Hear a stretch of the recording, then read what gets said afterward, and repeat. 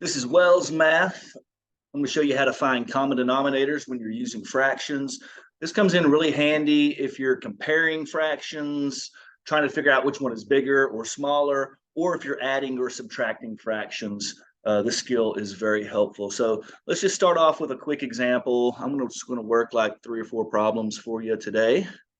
So let's look at the first one. Let's pretend we had the fraction 5/8 and 3/4. And let's say your teacher is saying, compare these fractions. Which of these fractions are bigger? Well, we use the greater than, the less than, or the equal sign to put in the box. So let's take a look at these. So the first thing you want to do that makes this really easy is finding a common denominator. And what that really means is changing one or both of these fractions to where they both have the same bottom number, the same denominator, a common denominator. So the very first thing I always tell kids to look at is look at your denominators. Obviously, we have an 8 and a 4. First of all, ask yourself, is there a good relationship between these two numbers? Another thing you could ask yourself is there a number that both 4 and 8 can divide into evenly? Now, sometimes when you're finding a common denominator, you might need to just change one fraction. In this case, I think we can do that. I know that 4 times 2 equals 8. So I'm going to change 3/4 into an equivalent fraction to where it has an 8 on the bottom instead of a 4. You can watch my video on my YouTube channel. It's titled Equivalent Fractions if you want a little bit more detail about this. But what we're going to do is we're going to multiply the 4 times a 2 because 4 times 2 equals 8.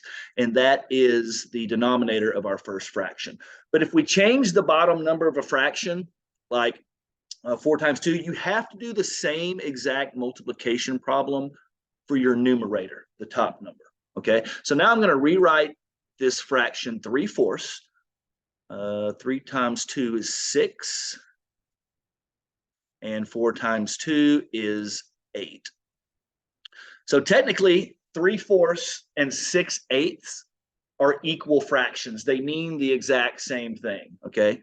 Well, our 5/8 already has an 8 for the denominator, so we don't need to change anything there. So now this is really easy to solve this problem.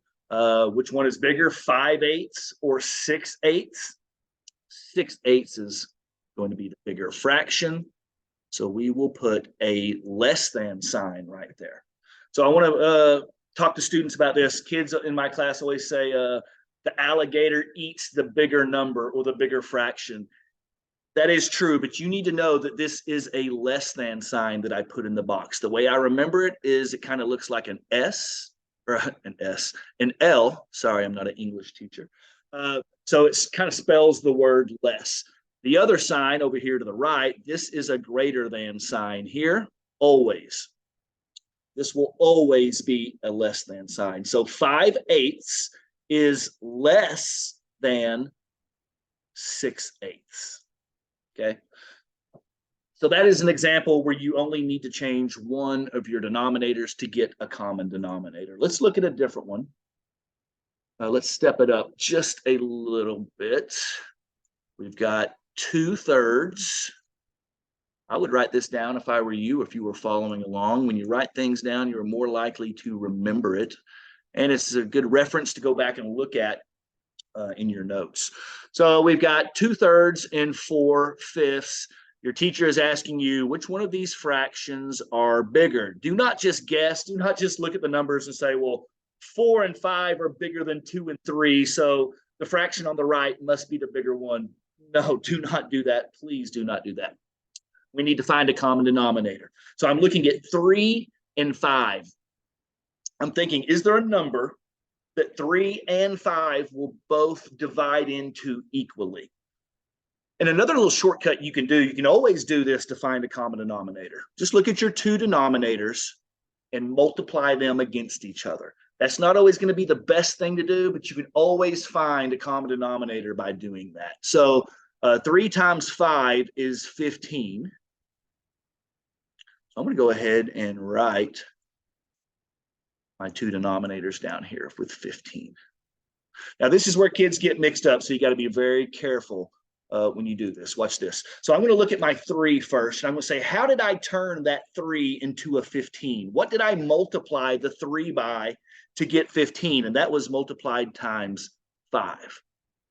And if you're looking for equivalent fractions, whatever you do to the bottom number, the denominator, you have to do the exact same thing to the top number. So I'm going to multiply the 2 by 5 as well. And 2 times 5 is 10. So 2/3 is equivalent. It is equal to 10/15. Now let's go look at my fraction on the right. I'm going to look at the 5 and I'm going to say, how did I turn this 5 into a 15? What did I multiply the 5 by? Well, that's easy. 5 times 3. The reason I'm doing that, because that's going to let me know what I need to multiply the top number by. Remember, it has to be the same exact multiplication problem. 4 times 3 is 12. 4/5 is equivalent to 12/15. Now, it's going to be much easier to see which one of these fractions are bigger. Would you rather have 10/15 of the pizza or 12/15 of the pizza? Well, if you're like me, you like pizza. The alligator eats the bigger number. No, this is a less than sign once again.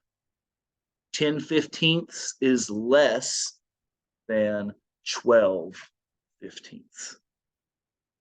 All right.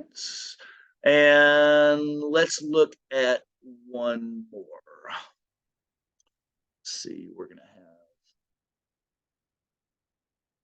5/6 and 3/4. We want to know which one of these fractions are bigger. We need a common denominator. It makes this so much more easier. So I'm looking at 6 and 4, and I'm looking at the relationship between these two numbers. Is there a number that is divisible by both 6 and 4? That 6 and 4 can both divide into equally. Well, on the last problem, if you remember, we just multiplied the two denominators together. Remember the 5 and the 3, we got 15. We could do that here and multiply the 6 and the 4 together and use 24. But there is a smaller number besides 24 that both 6 and 4 will divide into equally. And if you know your multiplication tables, it makes this so much easier. I'm going to use the number 12. Now, if you're just comparing fractions like we are here, using the number 24 would be perfectly fine. But if you are adding or subtracting fractions and needing a common denominator, it's best to find the smallest number that both denominators will divide into. Okay, so we're going to use the 12.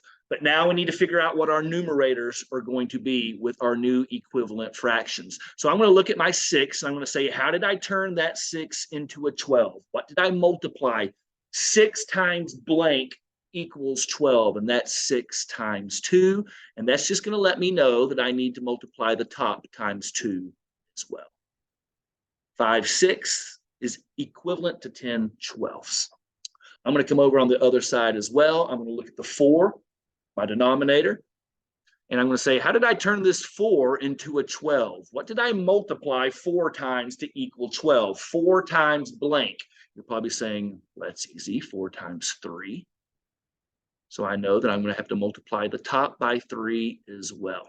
And 3 times 3 is 9. So look, these fractions were both very, very close. They were almost equal to each other. But 10/12 is just slightly bigger than 9/12. So what sign am I going to need in the box? I am going to need a greater than sign. We can read this like a sentence. 10/12 is greater than 9/12. I hope this was helpful. Check out my video on adding and subtracting fractions. You also need a common denominator when you're working those type of problems. So feel free to check those out on my YouTube channel at Wells Math. Have a great day.